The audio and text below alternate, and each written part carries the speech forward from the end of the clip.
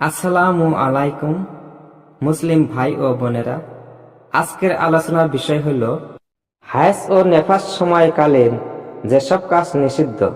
হায়েজ ও নেফাস অবস্থায় ওই মেয়ে লোক মসজিদে প্রবেশ করতে পারবে না। কোরআন মাজিদ কিংবা তার কোনো আয়াত স্পর্শ বা মুখস্থ পাঠ করতে পারবে না। তবে কোরআন মাজিদকে গেলাফের উপর দিয়ে স্পর্শ করা দুরূহ আছে। নাপাক অবস্থায় স্বীয় শাড়ি কিংবা ওড়না দ্বারা কোরআন মাজিদকে ধরাও নাজায়েজ। পরিধানের কাপড় ব্যতীত আলাদা কোনো পাক কাপড় দ্বারা জড়িয়ে স্পর্শ করা জায়েজ আছে। ছাত্র ছাত্রীদেরকে যে মেয়ে লোক কোরআন মাজিদ শিক্ষা দেয়, যদি হায়েজ নেফাস অবস্থায়ও তাকে কোরআন শিক্ষা দেওয়ার প্রয়োজন হয়, তবে শুধু বানান করে পড়াবে, মতন পড়াবে না।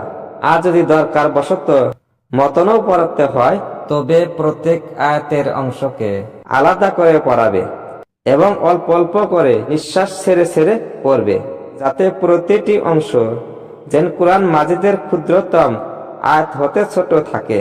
ক্ষুদ্রতম আয়াতের সমান হলে গুনাহগার হবে।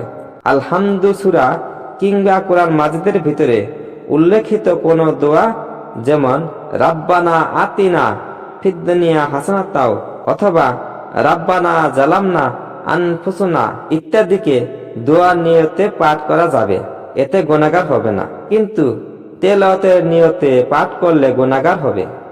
হায়েজ নেফাস অবস্থায় নামাজ পড়া, রোজা রাখা, কাবা শরীফ জিয়ারত করা নিষেধ।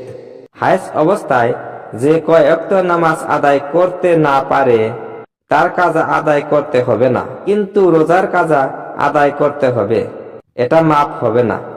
হায়েজ অবস্থায় নামাজের সময় হলে উযু বানিয়ে পবিত্র স্থানে চুপ করে বসে শুধু আল্লাহ আল্লাহ জিকির করা জায়েজ আছে, এটা মুস্তাহাব। হায়েজ ও নেফাসের সময়কালে স্ত্রী সহবাস করা স্বামীর জন্য হারাম। এমনকি এ সময় স্ত্রী হাঁটু হতে নাভির নিচ পর্যন্ত দেখাও হারাম। হায়েজ নেফাস অবস্থায় স্বামী হালাল জেনে স্ত্রী সহবাস করলে কাফির হয়ে যাবে, আর হারাম জেনে ইচ্ছাপূর্বক স্ত্রী সহবাস করলে কবিরা গুনাহ হবে। তবে এই নির্দিষ্ট স্থান ছাড়া বাকি স্থানে স্বামী হাত দিতে পারবে বা দেখতে পারবে, একসাথে খাওয়া দাওয়া করতে পারবে, এমনকি এক বিছানায় নিদ্রাও যেতে পারবে।